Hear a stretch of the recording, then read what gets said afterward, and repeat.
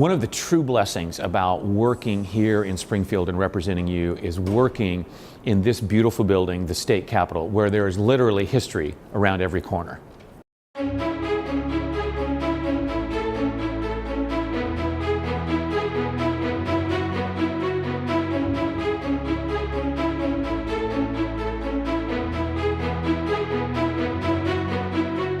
Your state, your capital.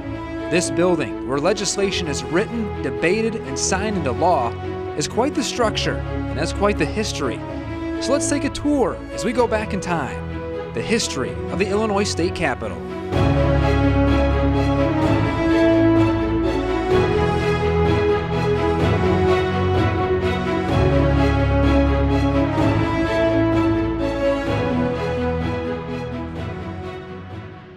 Ground was first broken for the Capitol in 1868. For 20 years, dozens of workers, using horses and wagons, along with rope and wooden winch systems, constructed the Capitol. Mark Sorensen was the former assistant director at the State Archives. The construction has no vertical steel or iron, which is an amazing thing to me.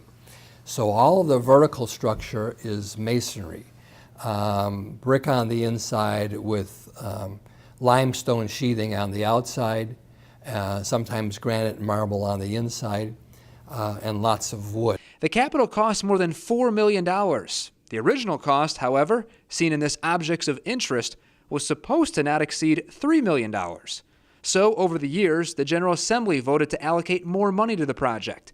Janice Moon is a Capitol tour guide for the Secretary of State. And at the end of construction, they had $6.35 left over, and that money was returned to our state treasurer. There was some movement during the construction of the building to move the Capitol to another Illinois city. Places like Peoria, Decatur, and Chicago all came up, but to no avail. Standing at 405 feet from the top of the flagpole, the Illinois Capitol is the nation's tallest domed capitol. It's even taller than the U.S. Capitol. The building is an architectural wonder and exhibits Illinois history around every corner. While the Capitol overall looks the same since its construction, this place has gone through many changes. For one, the original main entrance was on the second floor, up a flight of 37 granite steps. Visitors entered through what is now a balcony into the present vestibule of the governor's office. The steps were removed in 1886, making the current first floor the main entrance. The interior of the dome features illustration scenes from Illinois history and stained glass windows. But looking up at the dome today, it didn't always look like this. It once looked like this, blackened. From years of being illuminated by 144 gas jets, the natural flow of warm air up through the dome, and because cleaning it was difficult. Once the gas was turned off, they put up scaffolding, took out each piece of stained glass and cleaned it front and back, and the plasterwork was all cleaned to its original beauty. According to a 1962 article in the Illinois State Register, vaults in the Capitol once contained about $1 billion in stocks, bonds, and securities, making the Illinois Treasury the third largest bank in the country. Armed guards protected these vaults around the clock. People got checks, signed, got paper checks, and they would often go to the treasury, cash their checks if they didn't have a bank. So there would be a guard, there would be bars on the teller's windows, and there was a vault right near there on the second floor that they've now lost and can't find.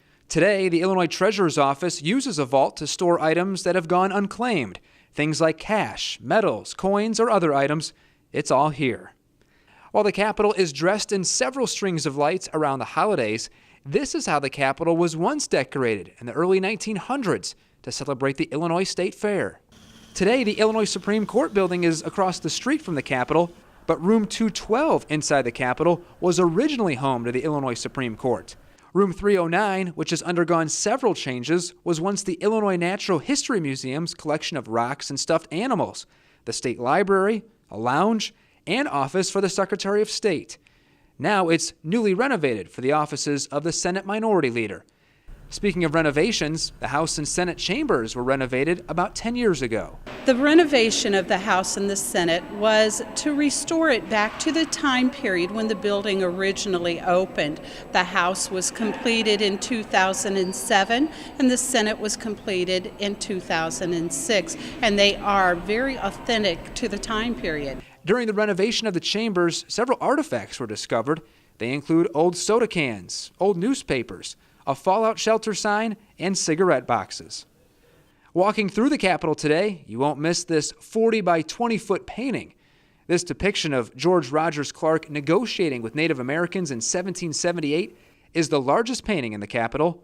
The artist? His name is Gustav Fuchs, and he probably never saw an American Indian, or was probably given some information about this event.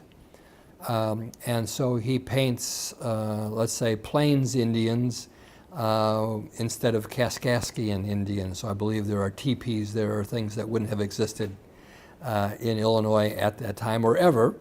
In 2011, the Capitol underwent renovations to the West Wing. These renovations included bringing the building closer to its original appearance, such as copper doors, exposed brick in the basement, and maiden lampposts, which have a story. These are not the original, as they were deemed too inappropriate to be placed in the Capitol when they first arrived. And so they, the architects and the builders secretly, I think, boxed those up and took them off to Iowa State Capitol, where they also had the contract to build the Iowa State Capitol. So now Iowa has them. Illinois has replicas. Another fascinating story involves this room, now room 400. Originally the memorial hall dedicated to soldiers with paintings of Lincoln and Grant at the top of the walls, it became lost. That's because in the 1930s, the ceiling was lowered, so all of these paintings were not seen and forgotten. It wasn't until 1971 an electrician went through the ceiling and came back down and said, "Do you guys understand you have a room full of murals up here?" And so, research was done, and they got people from the archives to come over and looked inside there, and they figured out, oh, that was part of the old war museum.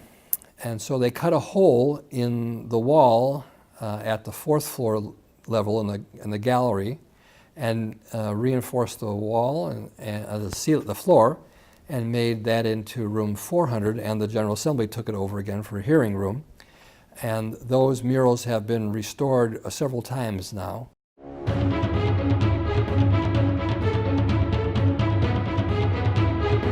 Every part of the Capitol has a story behind why it looks the way it does. As I take a new group on tour, the first word out of their mouth is wow. It took political will to keep it in Springfield, 2 decades to build, and several renovations. But the Illinois Capitol proudly stands tall in Springfield as a place where laws are written and debated, and as a symbol of democracy. It is certainly an incredible building, and one in which it is an honor to work. Did you know today's Illinois Capitol is the 6th building to have been so designated? The state rented the first, a 2-story brick building in Kaskaskia, the first Capitol, for only $4 a day. The next 3 Capitols were in Vandalia, where the capital city was located from 1820 to 1839, and the final 2 buildings are here in Springfield. The cornerstone for what is now the old Capitol State Historic Site was laid in 1837, and the building was completed 16 years later in 1853. I hope you enjoyed learning more about the history of the Illinois Capitol. If you enjoy history, you enjoy architecture, you enjoy Illinois, I hope you'll come and visit us soon.